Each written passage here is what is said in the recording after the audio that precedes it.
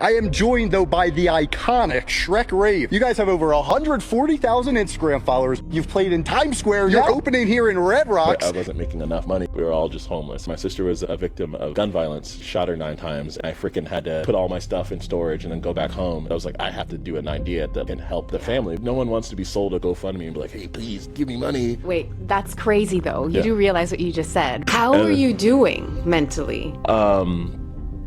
I was a odd boy, you know, I loved stayed inside a lot. I didn't have a lot of friends. Now you're at a place where you have over 200K in following across platforms. You have more raves going. Cool is Dead is growing. A-list celebrities hitting you up. We're going to be talking about how to move to LA and build a nationwide movement with $300 in your pocket. There's no celebrity that's going to change your life. Yeah. I've met all of them and they are all just some guy. So good, and there's like all this music happening in the background. So I was like, yeah. Okay, we're starting now? I don't know. Are we live? Recording? Yeah. Oh, okay. Cool. Live. Okay. Hi, everyone. Welcome to Where Boundaries Themselves podcast. I'm your host, Helena, and I am here with the one and only Cash, founder of Shrek Rave and Cool is Dead. Yeah. Such an honor to have you here. I've been looking forward to this conversation for a very long time. We've been talking about it, and I'm excited to finally do this. For everyone tuning in, we're going to be talking about turning creativity into money, how to create entirely new categories and bringing brands back. We're going to be talking about how to move to LA and build a nationwide movement with $300 in your pocket. Hello.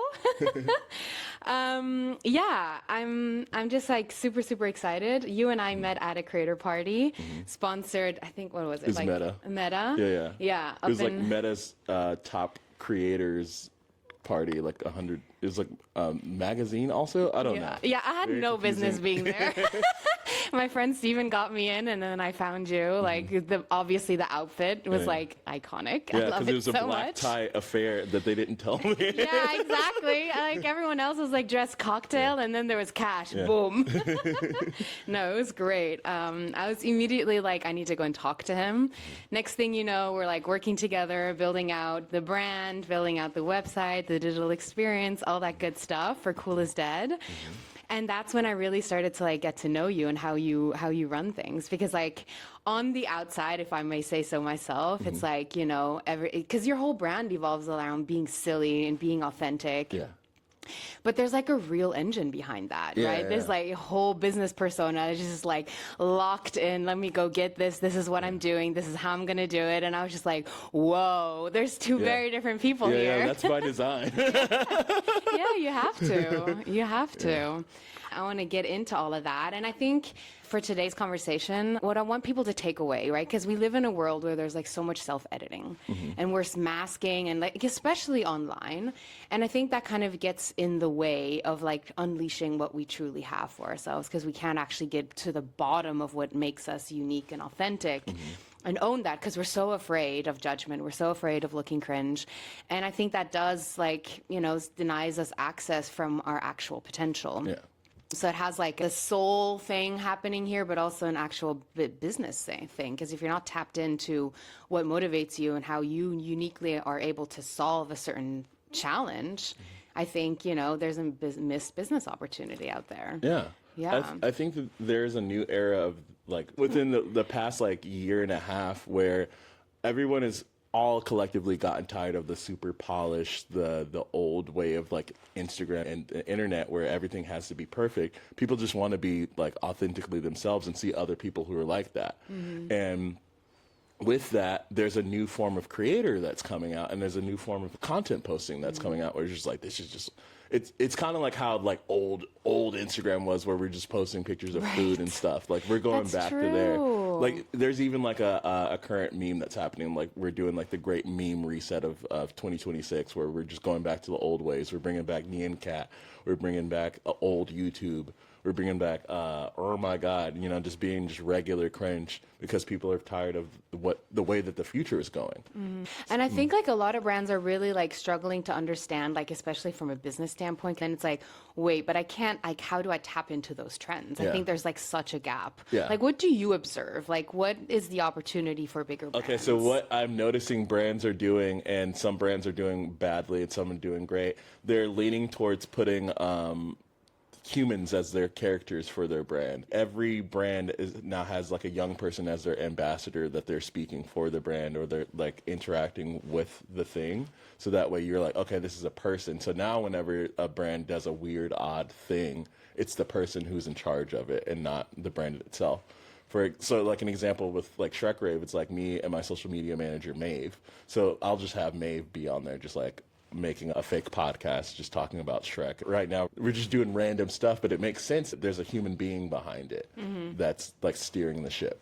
Interesting. And now you can like that person, which then in fact makes you like the brand. Yeah. It's like why a lot of brands already have like partnerships with influencers. There's more and more of these collaborations that are happening. And so the way that I'm seeing it is like, it's not even like an like an influencer that they're partnering with. They're like basically creating their own influencers, but like just making an employee be the front facing person of it. Yeah, employer branding is going to be so huge going forward. That's so true. Let's start in the beginning. Let's give people some context. I mean, obviously, there's going to be loads of you all that are going to be listening to this because of you. Yeah. But for those who don't know you, and then maybe there's some people who follow you that don't know everything. I don't know. Maybe there's some people that have missed that video. I think my life is a mystery to a lot of people. Paint the picture for us. What was life growing up in rural North Carolina? All right. I'm from Rockfish, North Carolina, which is in Rayford, which is outside of Fayetteville, which is in just the super south. Cows and stuff. Growing up, I was a odd boy. You know, I love cartoons, and I stayed inside a lot. I didn't have a lot of friends, and I found myself just like watching movies a lot. And one of those movies was Shrek. Whenever my mom like rented it from Blockbuster, I would try and watch it as much as I possibly could so I can remember it. I can like play it back in my brain with my eyes closed. So it's that movie has always been like one of my favorite movies as a young boy. But fast forward, after high school, I realized that there wasn't a lot of upwards mobility in Rayford or in Fayetteville, the closest city. And it was either like I joined the military, which I actually tried to do. I tried to join the Navy, and I almost swore in. And then I'm so glad that I just, that would have been really rough. Yeah, I know. It'd be on a boat. Because that's what's awful about like Army recruiters is that their job is to sell you a dream. So my guy, he was like, yeah, man, Rihanna's going to be on the boat. Like she performed the other day. What? Yeah. Just Jedi mind tricks. Just like whatever it takes. Because they get a bonus to sign up people. So there's an incentive for them to just try and find youth who are lost to get them to join. Don't join the Navy. Yeah, don't join the Rihanna's Navy. not going to be there. Yeah, she's not going to be on the boat. But so yeah, after high school, I just worked a bunch of just odd jobs, just like trying to just get on my feet. I went to college for a second. I was going to be a teacher, elementary school math teacher. I worked at every Walmart in town, and there's a lot of Walmarts. We don't have mom and pop stuff. We just only have Walmarts. So I worked at all those. I was an appliance salesman at Sears, selling washers and dryers. During that time, I also got into making music because I was like, that could be my way out. Like if I could be a Pokemon-themed rapper named Cash Ketchum, that'll be my ticket, my ticket out of the pits of Rayford. Okay, so how should I say, my grandma, when I would go visit my grandma in like Texas, it was like the middle of freaking Texas. There's nothing, malls everywhere. There's not a lot of creativity. And like for me growing up, I didn't grow up in the States, but I grew up in Switzerland. And, I would have like these things and thoughts in my mind. I want to dance in a music video. I'd love to be like doing all of these things, but I never once thought, oh, this is like a possibility for me because your environment influences what you can do, like your dad's job, your mom's job. Were you that kid who was like, I want to get out and I like, I can do bigger? What was that? Yeah, like for me, you? I always felt it's something I would say is that I felt like I was on like a different radio station from everybody else. I'd walk around and like, no one understands the stuff that I'm on right now. I have to get out. Yeah. And I also did not have access to the internet at my house. So I would have to walk like 3 miles to the nearest like Walmart Plaza where there's a McDonald's, and I would use my mom's laptop to like get on the internet to like download beats or like watch YouTube videos or get on Facebook until I had enough money to buy my own phone. But even still, then I would still have to like walk to the same McDonald's Plaza to get on the internet. Did that make you feel weird or like isolated? Or No, because you know what's so crazy? It's like I guess I never thought about isolation because I was going to the watering hole where I got to like communicate with people. It just became a part of my lifestyle. It was like, okay, I'm gonna walk to the Walmart now. When I think, because I went back home and I saw like how far I was walking and how dangerous it was, because there's no sidewalks at dark. There's no street lights, so I'm just walking in pitch black in the country. Devotion. Yeah. I just like I have the horse blinders on. I gotta get to the thing so that way I can build the blocks to get out of this place, and eventually it worked. And so at that point, you were already like kind of trialing stuff, right? Yeah. Another part of this is that I found this like niche community on Facebook that were all like people who were online, but like not cool enough to be on like Tumblr or something like that, but like still had these like niche interests. It was called Weird Facebook. I had met a guy on there named Alfred English who lived in Detroit, but I thought he was British. And he taught me the concept of like micro content and making memes in like 2015. He noticed that I was like always posting my SoundCloud link and like nothing else. And he was like, if you want people to like interact with you, you should post like something funny in between the SoundCloud link. And then people will listen to the music because they're like, I like this guy. What else does he got? And I was like, oh shit, that's a great idea. So I started making my own memes. That's what's laid the groundwork of me moving to LA. I like made an Instagram account and then got 10,000 followers and then I was off to the races. Crazy. And that's when you were like, I need to go to LA? Well, no, actually, I made the Instagram account when I moved to LA. Okay. I had a tweet that went viral on Twitter, and viral was like very relative. It was like 300 retweets, but I had a baby account, so I was like, oh shit, like. There's something here. Yeah. Especially for like 2014, 2015 internet. Like that was huge for me. So I was like, okay, everybody that is on Twitter and Facebook, they're all living in or near LA or California. If I go here, then I think that my life will change differently. That's when I decided to move to LA, and then I made my Instagram account and then started posting the memes I was making, and then gained the 10,000 followers. But the move to LA was pretty bumpy too. Yeah. Like... the move to LA was like I was being forced to by the universe, basically. Like I had a girlfriend of like 5 years. We broke up. Van that I had broke down. It was like leaking exhaust fumes on the inside. Oh my god. Yeah. Because it was like an old like conversion van. From the inside you have access to the engine, so you'd like pull open the door and then you could like operate on the engine, so whatever was leaking was just coming into the car while I was driving. Oh my god. The guy who owned the car before me, like he had some sort of like weird like niche disease, like lung disease, and I was like, no dude, shit. you got it from the car and you gave it to me. You got it from inhaling exhaust fumes. Yeah. I know it. 100%. I cannot have this car anymore. And luckily it broke down. Yeah. Because you would have been like, it's fine. I can do it one more month. Driving this Craigslist van. Everything just started falling apart. And I was like, okay, it's either I have to just move. I have to just go to LA. I had some local rapper friends who lived there, who had moved out before me. Shouts out to Mark and Kelly Rush and everybody in that house. Every time I tell the story, like I feel like I don't want them to think that I don't appreciate what happened, because I do. What happened was basically they had moved out a year before. They would always post like palm trees and skateboarding and all this stuff. I was like, okay, you guys are living the life that I want to live. Can I come stay with you guys? I'll sleep on the couch until I get on my feet. They're like, yeah, man, come on out.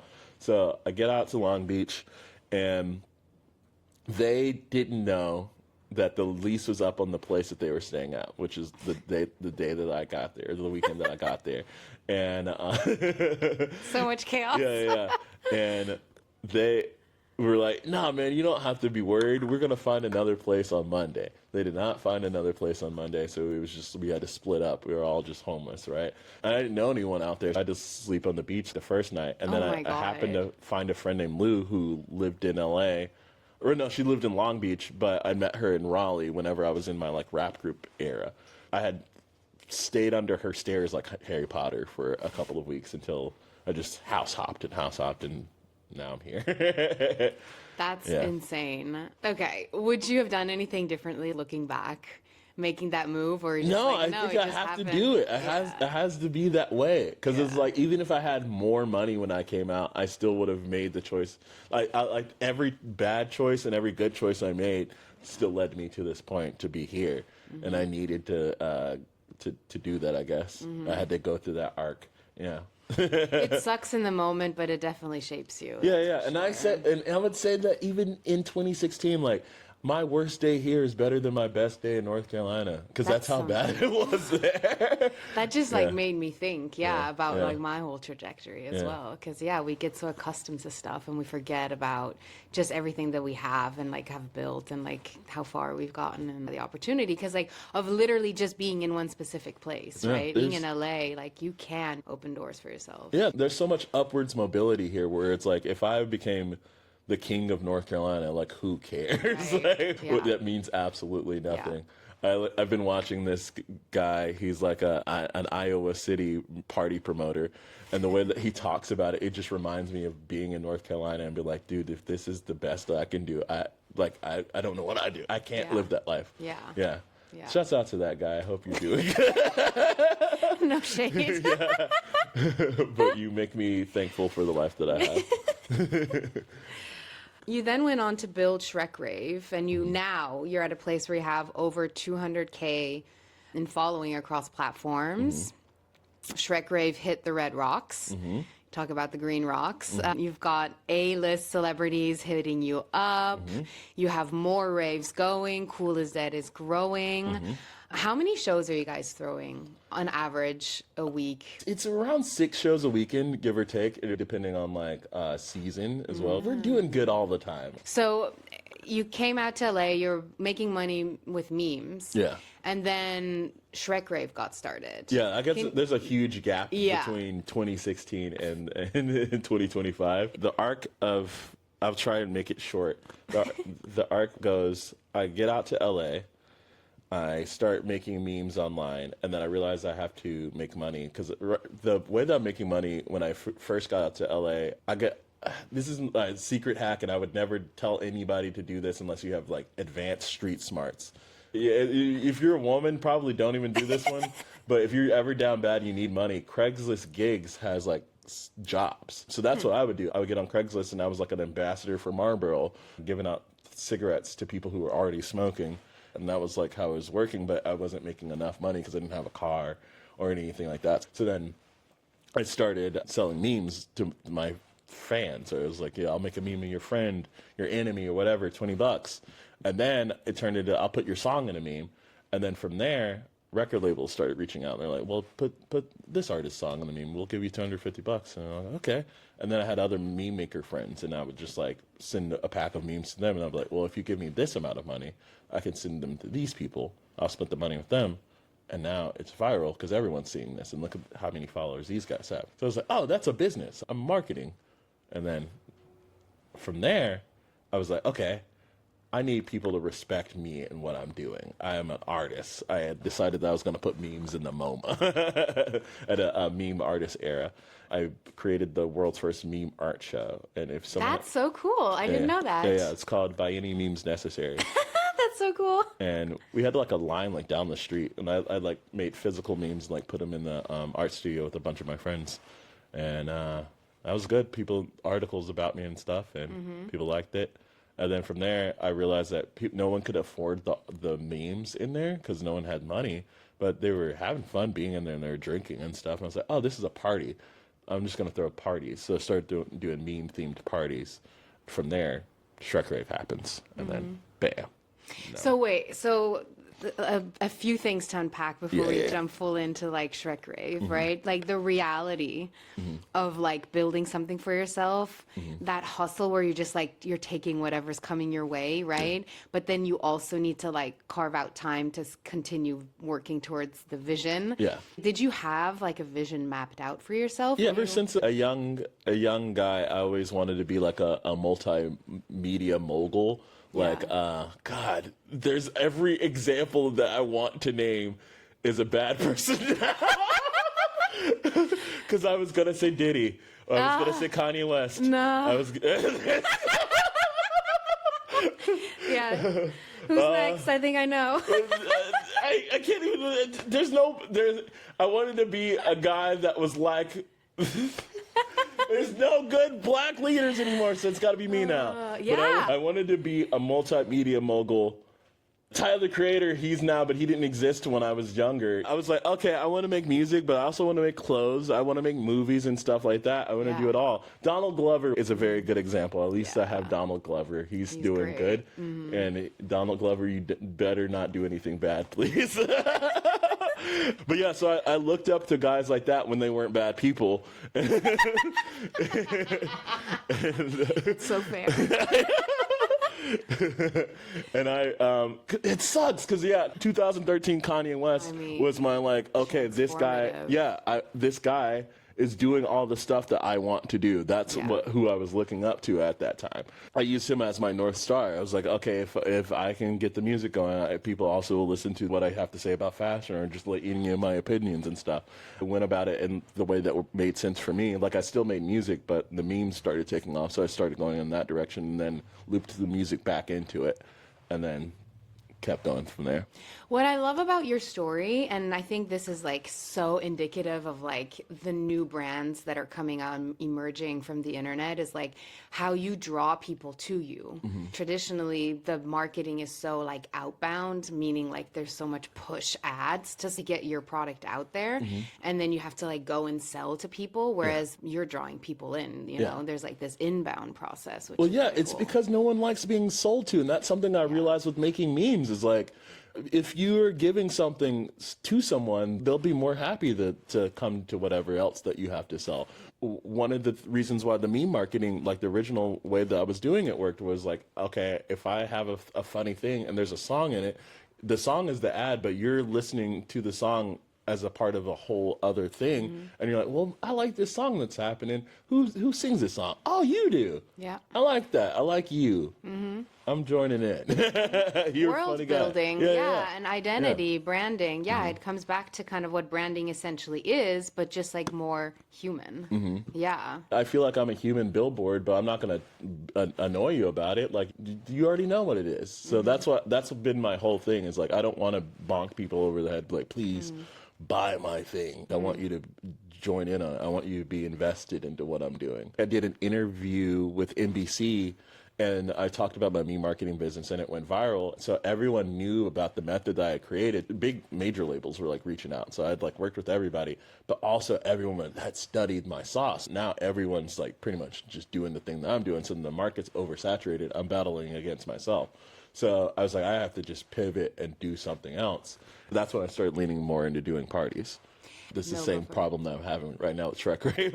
Yeah, literally. But that's like also the nature of building a business online, right? It's like with these trends, everyone can catch on to it. And it's just literally you just have to crank it out and copy somebody. And then there you go, right? It's like you have to move on again. Yeah. That's what's happening now where I'm like, okay, I created Shrek Rave. Now everyone has blank themed rave to the point where I'm like, okay, everyone thinks that if I put out another idea, it's just going into the slop goop of themed rave. I have to like pivot again and create something else, but it's fine. Yeah. It's fine. Okay, before we go into that again, like I have so many questions with regards to like the pivoting, because I think that's like really challenging, right? Identity level up and all this kind of stuff. We'll go into that in a minute. I'll park that. Shrek Raves. I get that you were watching Shrek, so I guess, but like everyone has like a movie that they like going back to. You know, there's a difference between having a dream, an idea, loving something, passion, but then being able to monetize off of that. Very different realities. So if someone is passionate about something, what would be the steps that you would give them, like pieces of advice to monetize off of something, an idea that you have? How did you structure that and then started to make money off of it? What do you think were the essential steps? I guess it's so hard to give someone essential steps on how to like radically make money off of a thing that they do. I guess it depends on what the market is. For sure. Yeah. Let's say like you're an Etch-a-Sketch person and you're like really good at Etch-a-Sketches. I think that if you have a niche that like nobody else is good at, like Etch-a-Sketch, I follow Etch-a-Sketch girl. That's why I'm saying this. And she's got 100K and she's just like, look at all these Etch-a-Sketches that I have. I'm like, you're the corner of the market. So that's the one thing that you got over everybody else. No one knows about Etch-a-Sketches. And if you can provide that, one, you know a lot about them, you can prove that, hey, maybe some Etch-a-Sketches are rare, and maybe you can have an Etch-a-Sketch art show. And like, here's all these like cool art things that I can do with an Etch-a-Sketch because you didn't even know that you could do this stuff. Maybe I can host a workshop where I can teach people how to Etch-a-Sketch as good as I can. That's what I would do if I was good at a very niche thing like that. Very helpful. Yeah, I'm so sorry. No, but that's so, and it's reflected in the market like numbers where you see like learning and development, like trainings coming out. Yeah, it's like going through the roof in the next few years. Yeah, like people want to learn. Yeah, like we're skills. in a knowledge desert because of just everyone's creating just slop nonsense. So any type of like information that's good will enrich you will go off. Which is why I followed the Etch-a-Sketch girl. I'm just like, oh, that's a really cool fact about this Etch-a-Sketch. Got so many shout outs right there. Okay, but then like back to like the community and like building out Shrek Rave. If I was a fly on the wall that time of your life, what was happening? It's like the hero's journey where it's at the end part of, not the end part, but the middle part of the hero's journey where like my trip to LA is the start. I'm now at the worst part of it where COVID happens, 2020, and I discovered this Shrek Fest happening in Milwaukee, and I wanted to DJ it because I realized that they didn't have any music. It was just a bunch of people gathering who really like Shrek, and they were like eating onions and like roaring. And I was like, oh, I would love to like play music with you guys, DJ for you guys. They were like, yeah, come on over. But I realized that the flights to get to Milwaukee were like $600, and I didn't have the money to do something silly like that. So I was like, dang, I really want a Shrek Rave right now. Like that was how the word came to my brain. I tweeted that like as an inside joke to my followers, and then they were like, you should do that. I just kept tweeting the idea of Shrek Rave over and over again, like early 2020. The pandemic super happened, so I wasn't able to do that idea for like 2 years. So that's insane. Yeah. During that time, I like kind of phased out meme marketing, but got into influencer marketing because I was like, oh shit, like TikTok is like the new Instagram meme section thing. I also got into a black influencer house where I was writing skits for them and just like helping them out, like managing that house up until 2022. And then that's when the thing that happened with my sister. My sister was a victim of gun violence. She was in an armed robbery and they shot her 9 times. And that's insane. I freaking had to put all my stuff in storage and then go back home and like just like take care of my family. And Shrek Rave was like a fundraiser for my little sister because I was like, I have to do an idea that like can help the family because the shelf life for a GoFundMe is the same thing I was talking about with like marketing. No one wants to be sold a GoFundMe and be like, hey, please give me money. This is not fun. It's like, oh, you're still doing that after 2 weeks? That's not good. And I was like, I got to do something else. So Shrek Rave was a fundraiser. So we did the first one and it sold out. Like no one knew what Shrek Rave was going to be. Neither did I. And we had like 1,000 people come. It was just like a fundraiser, right? Yeah, well, no, it wasn't even promoted as a fundraiser because, again, I didn't want it to be sad. I was just like, this is Shrek Rave. Yeah. Like, people who followed me on Instagram knew that had happened. Right. But not everybody because, again, like I didn't post it up that much. Yeah. You're also going through it. Exactly. And you don't want to be like, oh, you know, my sis, let me turn this into like a business idea like type thing. So I didn't want to lead forward with that. Yeah. The first one we did sold out, and then Travis and Brett, the owners of the venue 1720 warehouse, are like, let's do a second one. And then that one sold out. they were like, well, let's see if we can tour it. Let's try a venue in San Francisco. Oh my God, wait, that's crazy though. You Yeah. do realize what you just said, right? Like it goes from a small little thing to a bigger warehouse party to touring. Yeah, yeah. Like those are big leaps. Yeah. It started touring after the second one, I think. Yeah. And then so after the San Francisco date sold out, we started booking more. And each date sold out before we had sold out the first tour almost immediately. Now I'm just like traveling different cities, just like booking whatever DJ I could. How are you doing mentally? Oh, I didn't even think about it. I was just like, Yeah? this is happening. I guess that's one thing about me is like I try not to overthink and just like lock in on the quest. When you have too many thoughts going in your brain, it causes paralysis. Yeah, fear. Yeah. You're 'Cause afraid that something might not work. once you start overthinking, then you start editing, and then once you start editing, you start procrastinating, and then now you haven't done the thing that you wanted to do the whole time. That's really interesting. Have you always been like really good at that? No, that's Talk to me about that. There's a 'cause video that's impressive. there's Not a everyone video can do that I saw of this guy named Ass Pizza, and he's totally crazy. He's got like face tattoos. He's like really into the Arby's star logo. He's got it tattooed on his head, and he's made this one video that really resonated with me. I don't think that he meant for it because he was just like, silly, but he shaved his head and just like thinking gets you nowhere, and I was like, Shit. yeah. You're right. Thinking gets you nowhere. I just started just being like, okay, I'm going to focus on the thing that feels like a light bulb inside of me where I'm like, this is it. This is the idea. Other people would call it intuition or whatever. But I follow that. And then I'm like, okay, I'm going to lock in and laser onto that one and that'll guide me to the next thing that I need to do. Yeah.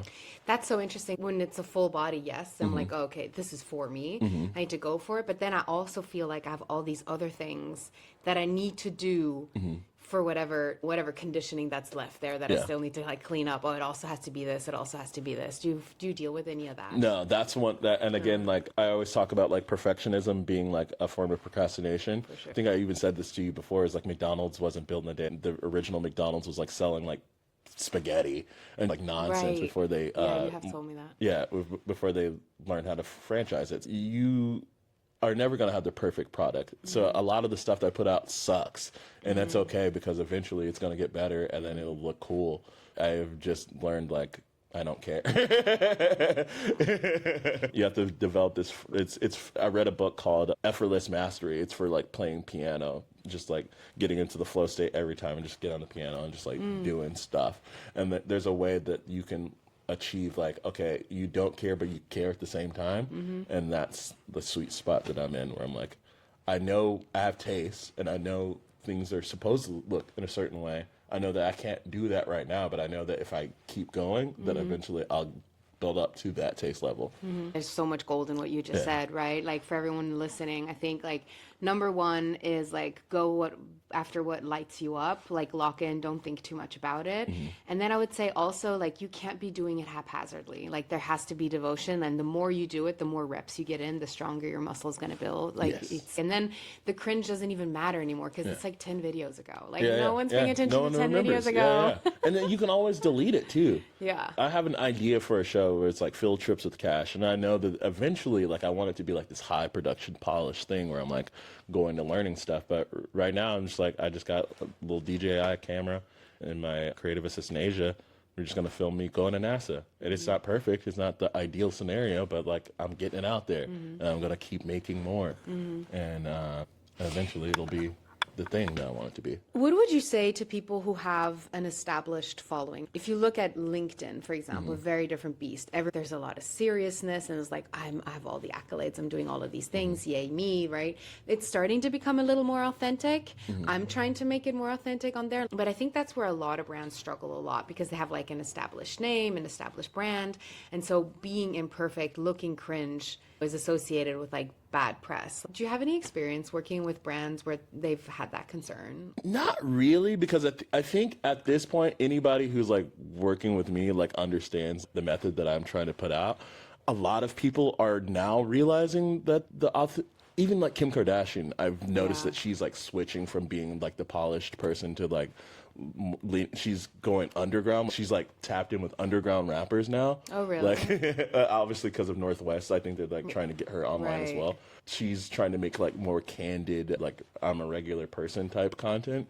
It also depends on the product that you're trying to sell. For sure. Yeah. For sure. The main goal for anybody who's like trying to sell stuff that should be selling authenticity and being themselves. Yeah. Whatever that may be. I totally agree. There's a lot more content with like behind the scenes, like kind of like in between moments, even like podcasts. I think the in between moments is the thing now. Yeah, like exactly. Damn, I should have recorded you coming up the stairs. Exactly. Like that's the stuff. Yeah. That's the stuff that people want to see. Yeah. They don't want to see the finished product. They want to see the journey. Yeah. That's so like true. there's so many people that I like watch now that have the ability that I admire so much. It was just turning the mundane into like something that's very interesting. Like I follow a girl on TikTok and she's just like, she's got like maybe 4,000 followers, but she's like, me and my mom are going to go get some Korean food.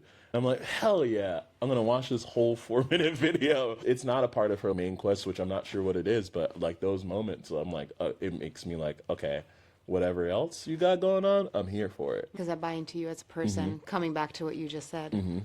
Yeah, I love that. So going into building out becoming like the fastest growing rave nationwide in the US, which is so cool. So there's two things I want to talk about. There's your own becoming in that process. And then there's also the fact that you've been able to turn this into a community where like being different is celebrated. Yeah. It's a safe space to show up as who you are. Literally the slogan is, it's dumb, come have fun, right? That is like so impactful in a world where there's so much conditioning, so much freaking self-editing. If you're not a white man, like already you're constantly trying to fit a mold that people are expecting you to be and that are comparing you to that standard which you are never going to be, right? Because you just don't look like it. How did you go about curating that? How did you actually make it a reality? I think the first thing I did was like a meme prom. I did a second one that was just called Preem. I just wanted people to like get together and be silly and just like dress like memes. I saw how much people were having a blast. I had a friend, she like came like dressed like Dobby the house elf from Harry Potter, but like in a diaper and stuff. I'd never seen anyone able to like be that silly and unhinged before because there wasn't a place to do it. So I was like, okay, I'm like creating a space for people who are like having the time of their life. This is it. Cool is dead. Nobody wants to be at the cool LA party up in the hills where Leonardo DiCaprio is. Like, I'm describing a real moment. I was like at a DJ's like Grammy party just feeling uncomfortable. Like, I'm not supposed to be here.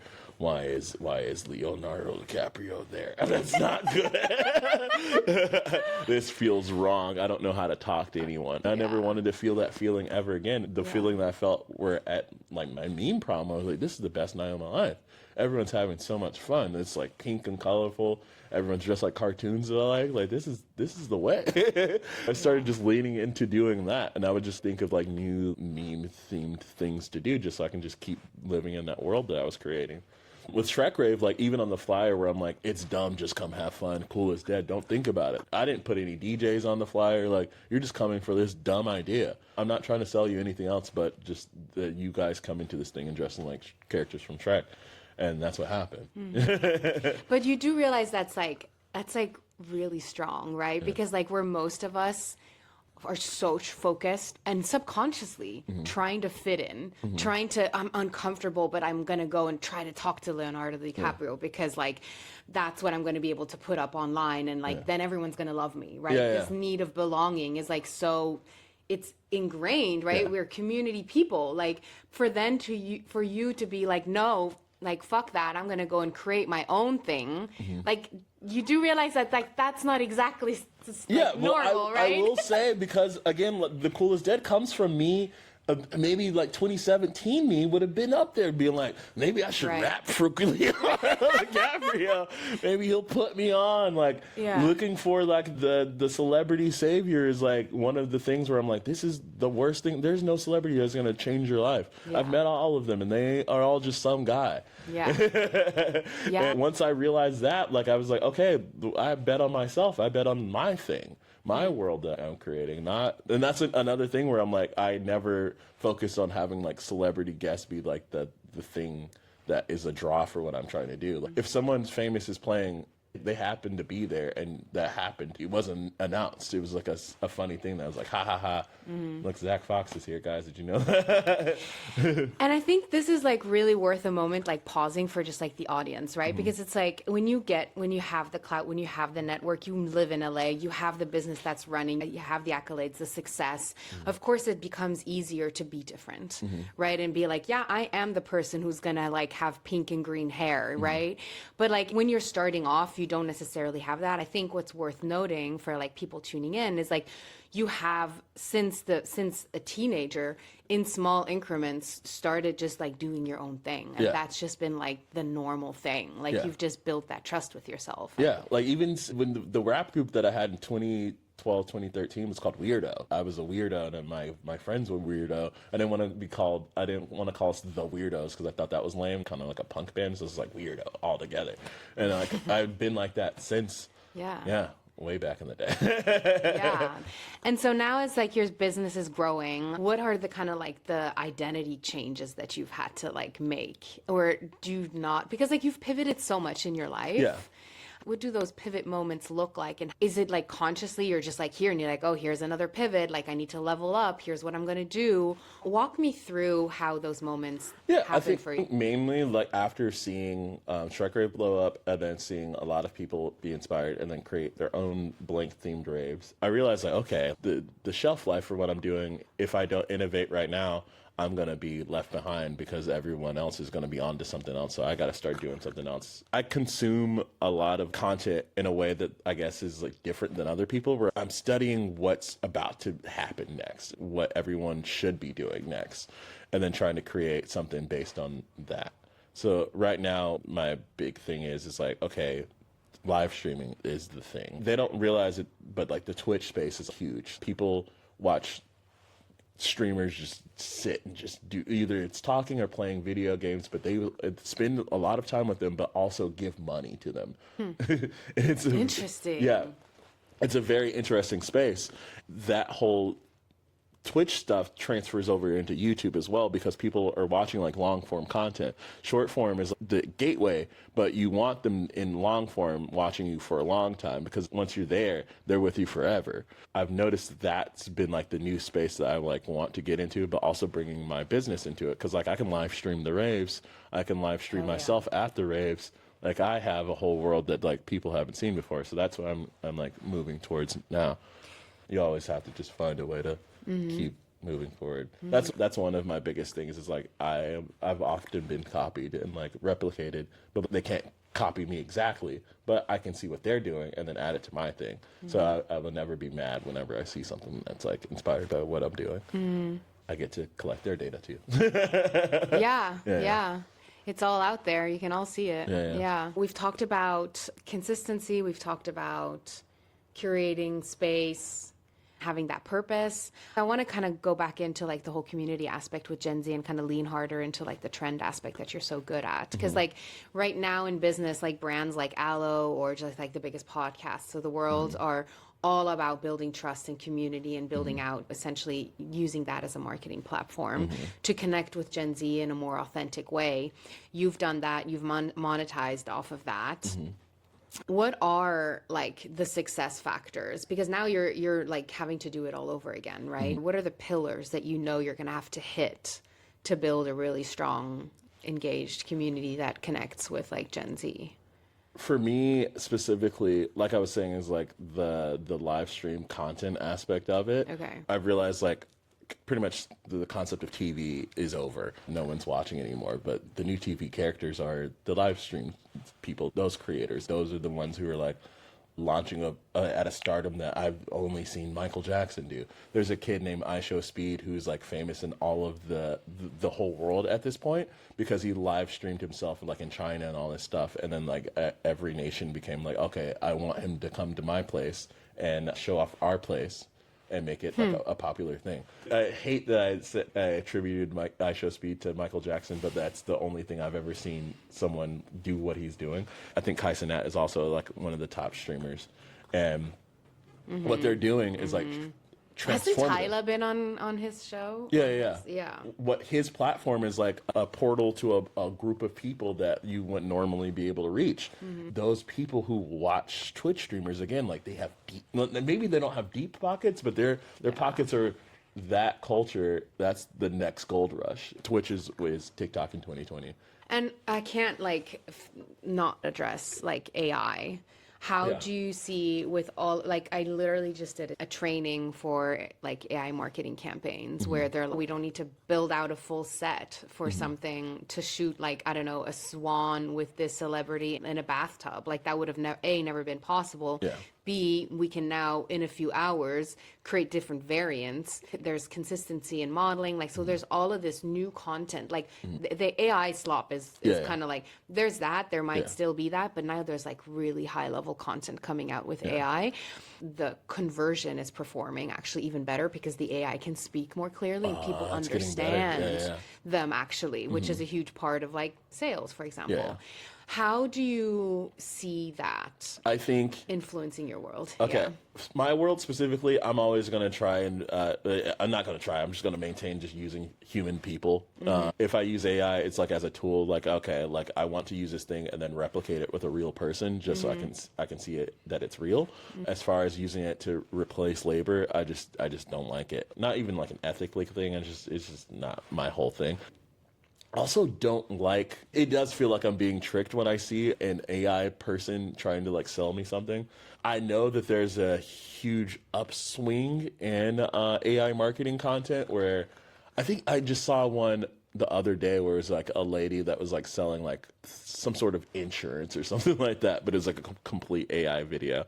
The method that I would use, and this is just like my honest opinion, and it's probably what everyone else is doing, is like you would use burner accounts. It wouldn't come from your actual thing, your actual brand, because it would make you look bad if you were using like fake AI people. But you also get a lot of options if you're using a burner account to use those ads on different things to sell, to drive traffic to your actual thing. I wouldn't be a front-facing person who like put AI content out. I would be from different burner accounts that led to my thing.